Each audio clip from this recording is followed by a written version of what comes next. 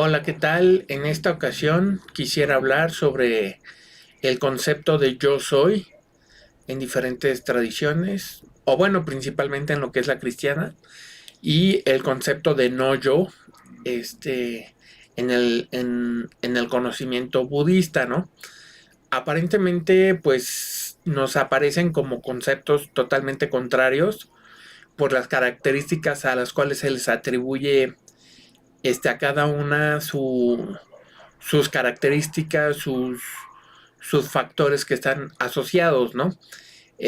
Si leemos, por ejemplo, qué hay del concepto del yo soy en la tradición cristiana, aquí nos dice, en la tradición cristiana el concepto de yo soy tiene un significado central y se relaciona con la naturaleza divina de Dios. En el Antiguo Testamento, en el libro del Éxodo, cuando Moisés se encuentra frente a la zarza ardiente y recibe la misión de liberar al pueblo de Israel de la esclavitud de Egipto, le pregunta a Dios cuál es su nombre. Dios responde diciendo, yo soy el que soy, o yo soy el que soy. Esta declaración divina se interpreta como la afirmación de la existencia eterna, inmutable de Dios, así como su autoexistencia y autoridad suprema. El yo soy representa la presencia divina y la identidad absoluta de Dios, y se considera uno de los nombres sagrados de Dios en el judaísmo y el cristianismo. En el Nuevo Testamento Jesús también utiliza el yo soy para referirse a sí mismo en varias ocasiones, estableciendo una conexión directa con la divinidad. Por ejemplo, en el Evangelio de Juan Jesús afirma, yo soy el camino, la verdad y la vida. Juan también en el Evangelio de Juan también dice, yo soy la luz del mundo. En Juan 8:12 dice, yo soy la puerta, ¿no? En el contexto cristiano, el yo soy se entiende como una afirmación de la deidad y la identidad divina de Jesús, quien es considerado el Hijo de Dios y la segunda persona de la Santísima Trinidad. Al utilizar el yo soy, Jesús establece su conexión con la divinidad y revela su papel como el camino hacia Dios y la fuente de vida espiritual y salvación. En resumen, en la tradición cristiana, el concepto del yo soy se refiere a la declaración divina de Dios en el Antiguo Testamento y las afirmaciones de Jesús sobre la identidad divina en el Nuevo Testamento. Representa la existencia eterna y la naturaleza divina tanto de Dios como de Jesús. Ahora, ¿qué hay del concepto de no yo en el conocimiento budista? El concepto de no yo, anatta en pali o anatman en sánscrito, es una enseñanza fundamental del budismo. Según esta enseñanza, no existe un yo o ego permanente e inmutable en los fenómenos y en la existencia humana. El budismo sostiene que todos los fenómenos, incluyendo los seres vivos, están compuestos de elementos impermanentes y están interconectados en una red de causalidad. No hay una esencia o sustancia fija detrás de los pensamientos, emociones, percepciones y demás experiencias. Estas se consideran como procesos dinámicos y en constante cambio. La idea del no yo se basa en la doctrina de la impermanencia, anicca, y la vacuidad sunyata. Según el budismo, si examinamos detenidamente nuestra experiencia, no encontraremos un yo o un núcleo sustancial en ninguno de los componentes físicos o mentales que conforman nuestra existencia. Todo en la realidad está en constante flujo y cambio, sin una identidad sólida y permanente. Esta comprensión del no yo tiene implicaciones importantes en el budismo al darse cuenta de que no hay un yo fijo e independiente. Se busca superar la ilusión de la separación y el apego de la identidad personal. Se considera que esta comprensión es crucial para liberarse del sufrimiento, dukkha, y alcanzar la iluminación. Es importante tomar en cuenta que el concepto de no yo puede ser complejo y requerir una exploración y estudio más profundos. Eh, Mucho las personas que analizan la religión lo tienden a ver como un fenómeno que simplemente o es charlatanería lo otro, o es producto de la enajenación, o es producto del diablo, y siempre hay un divorcio, siempre hay una visión que tiende a un exclusivismo, ¿no? A mí me parece un poco absurdo, porque en realidad, si tomamos en cuenta que el conocimiento de todas las religiones forma parte de un testimonio que no es en sí mismo tanto como teórico, sino sí tiene tal vez un aspecto que se pueda entender como teórico en todas las religiones, pero que está manifestando la experiencia de lo que es una realidad y se comunica a través de diferentes lenguajes, ¿no? Esos lenguajes, cuando son interpretados de una manera, pues digamos, un poco como apegada a la tradición, determinada por un poco esta visión de que solamente mi cultura, solamente mi conocimiento es lo bueno, y sin someter a un examen realmente profundo estas enseñanzas, vemos siempre un divorcio, pero pues, realmente si vemos qué significado tiene esta idea de yo soy, independientemente de que se hable de que sea una cuestión de inmutabilidad, una cuestión que se refiere a que no cambia, en realidad, por mucho que se diga esto, pues es una gran contradicción, porque el yo soy habla de una identidad en constante cambio, simplemente por la interpretación de lo que es el ser en su modalidad verbo. Se dice que Dios es verbo, ¿no? Entonces, si Dios es verbo, ¿por qué va a ser inmutable, no? Tal vez es inmutable en su condición de cambio constante, ¿no? No cambia el hecho de que cambie. O sea, en ese sentido, decir que Dios es inmutable, pues es una interpretación que a lo mejor ha sido producto de una deformación y de una mala interpretación de lo que significa, y sobre todo porque parte de esta idea del yo soy en las tradiciones abrámicas es y también un poco en el hinduismo, es esta visión del alma, ¿no? Un alma como una parte de lo cual está compuesta el yo. El yo está compuesto de lo que es el cuerpo, el alma, la mente, pero la realidad es que, pues eso, si lo sometemos a una investigación profunda, es una ilusión, ¿no? Si observamos con la visión de la ciencia moderna y tomamos en cuenta que el cuerpo es tal cual materia y la materia es tal cual energía, ¿dónde estaría la parte que no cambia y la parte compuesta, ¿no? Si practicamos meditación y hacemos una observación de lo que nosotros somos en esencia, nos vamos a dar cuenta que no tenemos nada que sea fijo, que nos sustente, ¿no? Somos una experiencia, un experienciar en constante cambio. Nosotros percibimos, somos perceptores, pero el acto de percibir es precisamente parte de la condición de movimiento. Percibir es estar en constante movimiento. Podríamos considerar que el acto de percibir puede ser parecido al de una membrana está en una cierta rigidez y al momento de recibir la vibración se excita esa membrana, ¿no? Y transmite la energía a través de lo que de la materia que está en contacto con esa membrana, como lo puede ser un tambor o la cuerda de una guitarra, ¿no? Puede ser que la parte de la percepción esté asociada a algo semejante, ¿no? Yo considero que el principio budista del no yo es un principio muy interesante que realmente este, sí nos revela cosas muy profundas que yo considero que pues sí están a un nivel muy profundo, ¿no? O sea, la idea de la vacuidad, por ejemplo, la vacuidad, ¿qué significado tiene, no? La ausencia de fenómenos intrínsecamente fijos, ¿no? Individuales. Es en principio lo que la ciencia moderna ha revelado, ¿no? Todos los fenómenos son en, en una forma última energía. ¿Qué es la energía? ¿No? Si analizamos qué es la energía, pues la energía la podemos concebir como movimiento, ¿no?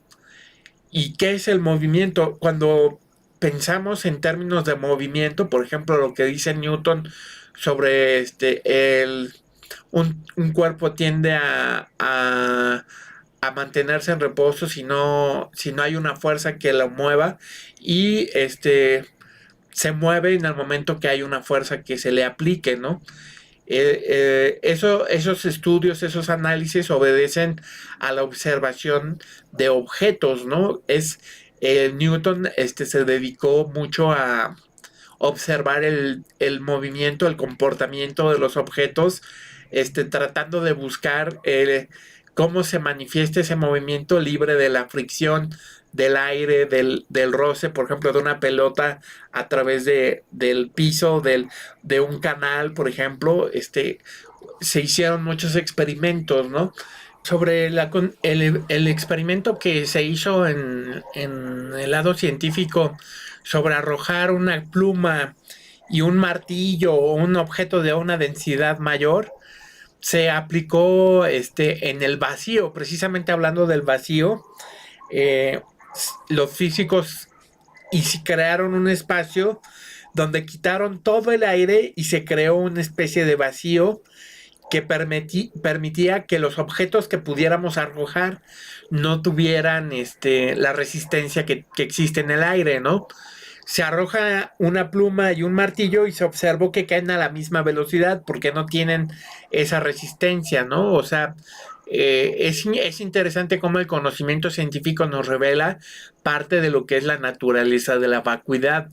Precisamente cuando uno se vacía de emociones aflictivas, se vacía de este diálogo interior que tiene esa raíz en el apego, realmente sucede algo parecido, ¿no? O sea, el peso de nuestra conciencia se revela y se manifiesta una especie de luz de conciencia, ¿no? Sobre el fenómeno del materialismo científico, a través de lo que he aprendido observando mi pobre conocimiento sobre lo que es la ciencia, me he dado cuenta de que mucho de las ideas que tienen que ver con el cientificismo, con esta idea que rechaza la ciencia contemplativa, con estas ideas materialistas, obedecen a una ilusión de que la realidad es en esencia materia, ¿no? Porque la experiencia que vivimos al observar la realidad aparentemente es materia, pero obviamente cuando se conoce la naturaleza de la realidad a otro nivel y nos damos cuenta de que todo es energía, cambia el paradigma precisamente de que pues puedan o no existir ciertos fenómenos. Precisamente todavía se arrastra, a pesar del reconocimiento de que todo lo que existe es energía, todavía se arrastra esa visión materialista que viene acompañado de una visión de que los fenómenos pues eh, se comportan como la materia, como que la conciencia no puede existir más allá de ese paradigma, ¿no? Todo es producto de la materia, etcétera. Todo lo que es vacío es energía. Precisamente los espacios vacíos que estudian los físicos han descubierto que son espacios llenos de energía. Todo el universo es un continuo de energía. Entonces, si todo en el universo es energía, todo es vacuidad, porque la vacuidad y la energía son parte del mismo fenómeno, son esencialmente lo mismo, nada más que los entendemos desde ángulos distintos, desde una historia del conocimiento distinto, ¿no? La impermanencia, pues es una forma de ver el movimiento, ¿no? El materialismo científico que tiende a ver que somos un producto emergente del cerebro, pues tiene que ver con esta visión materialista, porque precisamente Si el cerebro es en esencia energía, ¿qué va a producir? O sea, ¿y de dónde viene ese, ese, ese, ese fenómeno que llamamos cuerpo y cerebro, ¿no? Eh, si la energía no se crea ni se destruye, ¿de dónde viene la conciencia? Hay muchas cosas que para un científico requieren todavía más eh, evidencia, ¿no? A lo mejor para la ciencia contemplativa también es de un estudio riguroso con mucho más profundidad, porque precisamente para estudiar los fenómenos no es lo mismo observarlos a través de los sentidos, donde podemos percibir que los fenómenos tienen características de cierta densidad, que tienen las características de movimiento a diferentes velocidades, y la diferencia con la ciencia contemplativa es que se observa tal vez parte de lo mismo, observamos sentados en un cojín de meditación la pared, o podemos observar la naturaleza, o podemos seguir observando cualquier fenómeno en un estado contemplativo, y nos vamos a dar cuenta que pues sí tiene las características semejantes a las que observa un físico, pero la visión, la observación está hacia lo introspectivo, hacia lo que es el interior, lo que es el yo soy. Cuando yo me dedico a observar este fenómeno que yo llamo yo, me doy cuenta que hay un paradigma que tiene que ver con el entrelazamiento cuántico, ¿no? El entrelazamiento cuántico es el movimiento de los fotones, donde no importa la distancia, hay un idéntico movimiento que revela que se pueden mover los objetos o las partículas subatómicas, como los fotones, más rápido que la velocidad de la luz. Es muy interesante. Yo no es que lo entienda tan a profundidad, o a lo mejor lo entiendo a un cierto nivel, no sé qué tanto, pero yo considero que esto que llamamos yo, que tiene que ver con lo que llamamos conciencia, se mueve también a una cierta velocidad. Si yo me siento y observo la luz, me doy cuenta que la luz viaja a una cierta velocidad, hiere mi retina, generando un pulso eléctrico que viaja a mi cerebro, y de ahí viaja a condiciones de la mente que a lo mejor no se han explorado en la parte científica, pero que yo considero que no se quedan en el cerebro. Tal vez lo absorbe la energía de nuestra conciencia, no sabría yo cómo explicarlo, ¿no? Pero nosotros, cuando observamos este yo, ¿a qué velocidad se mueve ese yo? Si yo, perdón, me considero a mí mismo como energía, y me autoobservo, me veo a mí mismo, o veo mi naturaleza, mi comportamiento, y reconozco que yo soy un fenómeno vacío, o sea, carente de identidad intrínseca, inmutable. O sea que es un fenómeno en constante transición, en constante cambio, como lo es el verbo yo soy. Y en ese constante cambio podemos darnos cuenta que hay una condición de velocidad que a lo mejor está determinada por los fenómenos psicológicos más que por los fenómenos físicos, ¿no? Yo me percibo a mí mismo a una velocidad que puede variar dependiendo del nivel de diálogo interior que yo tenga. Si yo vacío mi mente, y no solamente vacío mi mente de diálogo interior, sino también si yo vacío mi mente de emociones aflictivas, la velocidad de mi percepción, o sea, la velocidad con la que yo me percibo a mí mismo, cambia. O sea, yo percibo el fenómeno yo de una manera directa. El lograr eso, obviamente, que requiere un nivel extremadamente avanzado de introspección. Cuando yo observo los fenómenos de manera directa, sin la intervención de lo que es la ignorancia, el apego y la aversión, realmente empiezan a suceder cosas muy, muy mágicas. Porque en el momento que yo tengo esa capacidad de autopercibirme, tengo también control sobre mi cuerpo de manera diferente. Precisamente a veces en el contexto religioso se considera totalmente charlatanería, se considera falso. El hecho de que existan fenómenos que en el budismo o en el hinduismo les llaman los siddhis o los eventos milagrosos, porque la naturaleza de los fenómenos de la realidad no suele estar afectado por la mente en la forma que normalmente un meditador avanzado lo puede ver. Para una persona que no tiene un entrenamiento profundo sobre estos fenómenos, va a considerar que la realidad solamente obedece a la naturaleza física, que simplemente no tiene un efecto, que no tiene una conexión con la mente. Generalmente en otras épocas, y todavía se sigue pensando que el observador está separado de lo observado, ¿no? Yo percibo los fenómenos, pero realmente los fenómenos y yo estamos separados, ¿no? Pero ¿cuál es la verdad?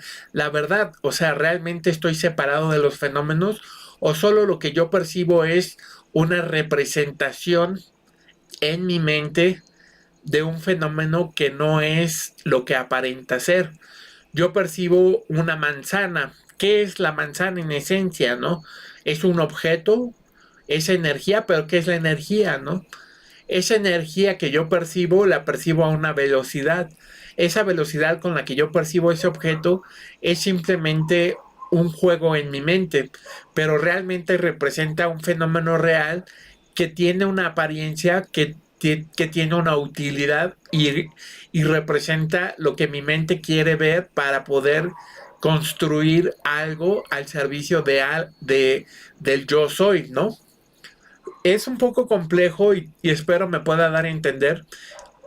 Yo sé que hay muchos errores en algunas cosas que yo estoy diciendo, pero trato de decirlo con la mayor precisión para poder compartir una visión que pues es resultado de mi estudio, de mi trabajo meditativo y de mi poco o mucho conocimiento, ¿no? Sobre la ciencia y la religión.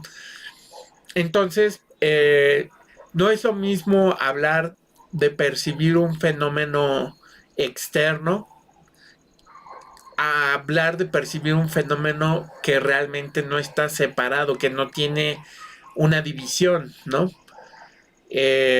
Si yo veo una división es porque de alguna manera esa división está dando un, un, un servicio a nuestro verdadero yo, que tiene que ver con la percepción de la otredad, ¿no? Yo percibo un yo de manera, de una manera rápida porque yo soy el que, el más cercano a mí mismo, ¿no? Puede ser que yo me identifique con el concepto de cuerpo y cuando observe mi cuerpo yo sea el primero, yo suelo ser el primero en autopercibir mi cuerpo, ¿no? Pero cuando yo observo un tú, yo observo que ese tú manifiesta un cuerpo, ¿no? Y ese cuerpo lo veo a través de la luz que viaja a una velocidad, del sonido que viaja a una velocidad, de la materia que viaja a una velocidad. Si realmente es real que yo soy tú y tú eres yo, quiere decir que esa, ese relativismo con respecto a mi relación con el cuerpo, con el sonido, con el elemento aire, con el elemento fuego, con el elemento agua, eh, realmente pues obedece a una representación, ¿no? De la realidad. Entonces, ¿cómo puedo yo darme cuenta que hay una conexión real, ¿no?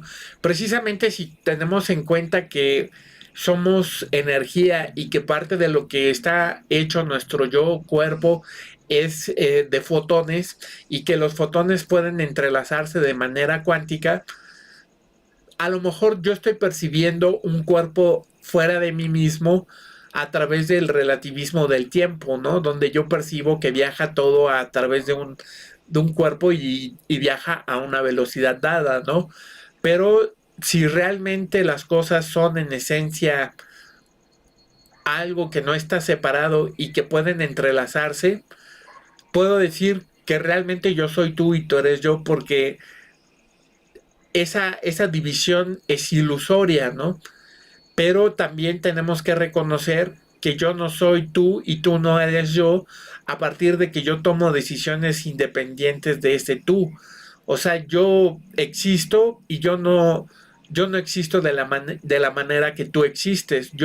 Tú existes y tú tomas decisiones diferentes a las que yo tomo.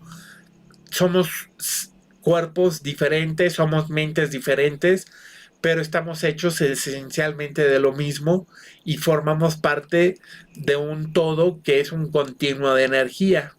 Entonces, la diversidad de seres puede ser considerada como una expresión de de la diferenciación, ¿no? De la condición que nos puede permitir tener una identidad tal vez no intrínsecamente fija y permanente, pero sí que puede tener diferencias, ¿no? Y que pues de alguna manera la energía que tú vives, que se manifiesta a través de la mente y el cuerpo, se manifiesta diferente, pues esencialmente la misma, ¿no? Es interesante y a lo mejor es muy complejo para reflexionarlo, pero a mí me parece necesario examinar todo esto porque al final, para poder lograr el entendimiento de muchos problemas existenciales, como lo es el sufrimiento, tenemos que entender esta noción de impermanencia, esta noción de, de unidad que tiene que ver con ese continuo de energía, porque la razón por la que sufrimos es porque nos apegamos a los fenómenos que percibimos y les atribuimos características de permanencia, ¿no? A las cuales nos aferramos y pensamos que en ese aferramiento vamos a encontrar cierto tipo de seguridad, ¿no? Es realmente interesante porque es a través del reconocimiento de esa impermanencia que logramos esa libertad. En ese sentido, la visión del yo soy cristiano o de otras tradiciones místicas con la visión del no yo, que no es, el budismo no dice que no exista el yo, simplemente que no existe el yo permanente e individual que existe por su propio lado, sino que existe un yo vacío de identidad intrínseca. O sea, no tenemos nada que, sí, que sea en sí mismo un fenómeno compuesto, ¿no? Yo no estoy compuesto de mi cuerpo, de mis oídos, de mis ojos. Eso forma parte de una forma de percibir. Al momento que yo puedo decir que todos los sentidos son vacíos, quiere decir que son parte de la misma esencia, que no tienen su que no forman parte de un yo que posee o que tiene características de componentes diferentes, ¿no? Sí lo vivimos de esa manera, pero tal vez no sea así. En fin, espero sirva esta reflexión y pues muchas gracias.